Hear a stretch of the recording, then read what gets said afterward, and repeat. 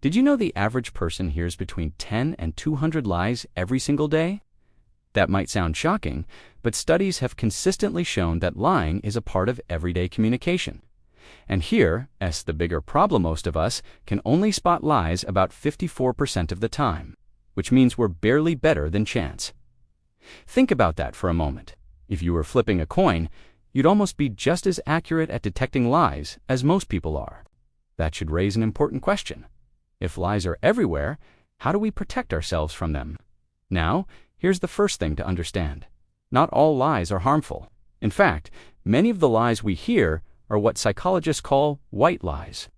These are the little ones, like when someone says, "Sorry, my phone died," or "No, that outfit looks great on you," even if they don't mean it.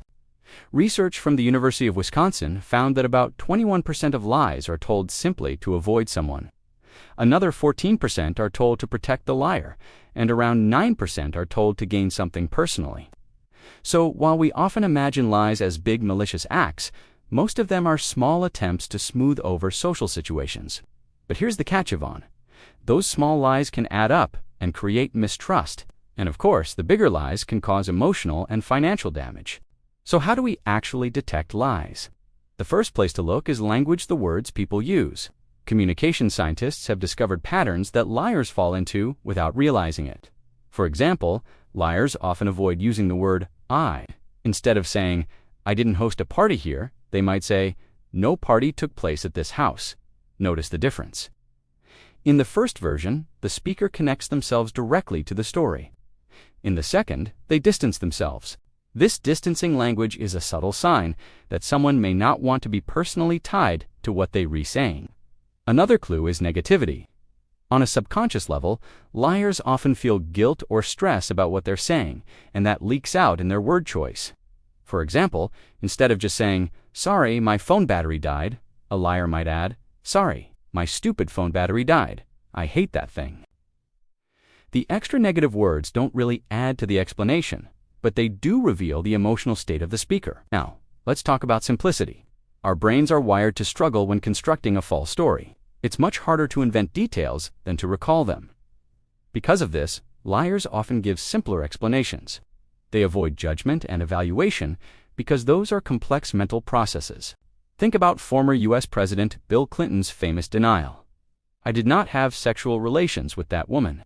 The statement is direct and simple, but when you dig deeper, the simplicity combined with the defensive tone actually becomes suspicious. Interestingly, while liars keep their stories simple, they often overcompensate by using longer sentences with unnecessary details. They throw in extra information to make themselves sound convincing. For example, a politician caught in a scandal once said, "I can say categorically that this investigation indicates that no one on the White House staff, no one in this administration presently employed, was involved in this very bizarre incident." That's a long-winded way of saying, "We didn't do it." The overstuffed language is a red flag. To make this practical, let's look at a real case. Lance Armstrong, the 7-time Tour de France winner, denied for years that he had used performance-enhancing drugs. In a 2005 interview, he avoided personal pronouns and distanced himself from the accusations. He talked about laboratories and newspapers instead of himself. Fast forward to 2013, when he admitted the truth and his language shifted dramatically. He started using "I," talking about how he lost himself, how he controlled everything, and how he couldn't handle the pressure.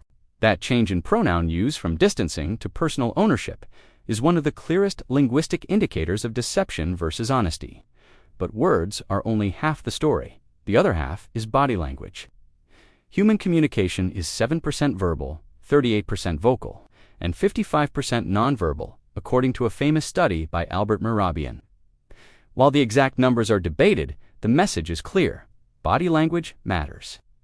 So what should you look for? Mismatches. If someone says, "I'm fine," but their shoulders slump or their head shakes, no, the words don't match the body.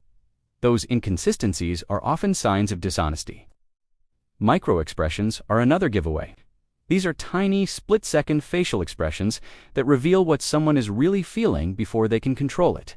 For example, someone may flash a look of fear or guilt when lying, even though they quickly cover it up with a smile. Psychologist Paul Ekman, who pioneered microexpression research, has shown that these small signals can be incredibly reliable indicators of hidden emotions. And then there are behavioral cues. Liars might fidget more, touch their face, or avoid eye contact. But be careful, these signs alone are not proof of lying. Some people are just naturally nervous. That SY, the key to detecting lies, ISNT spotting, one behavior S spotting, clusters of behaviors, and most importantly, noticing changes from someone's normal baseline. If a usually calm person suddenly gets restless while answering a question, that change is worth paying attention to. Now, let S not forget. Many of the lies that hurt people the most happen face-to-face. In today's world, scams and fraud are everywhere, over the phone, by email, through text, or on social media. In 2022 alone, scam victims reported losing $8.8 billion, according to the Federal Trade Commission. That's a 30% increase from just the year before. And it's not just older people who fall victim. In fact, people in their 20s report being scammed more often than seniors, even though the dollar amounts tend to be smaller. So lie detection isn't just about protecting your emotions, it can literally protect your bank account. Here's a simple tip. Whenever someone pressures you to act quickly, share personal information, or transfer money, pause. Scammers rely on urgency to prevent you from thinking critically. By slowing down and double-checking, you're giving yourself a chance to spot the lie. So where does this leave us?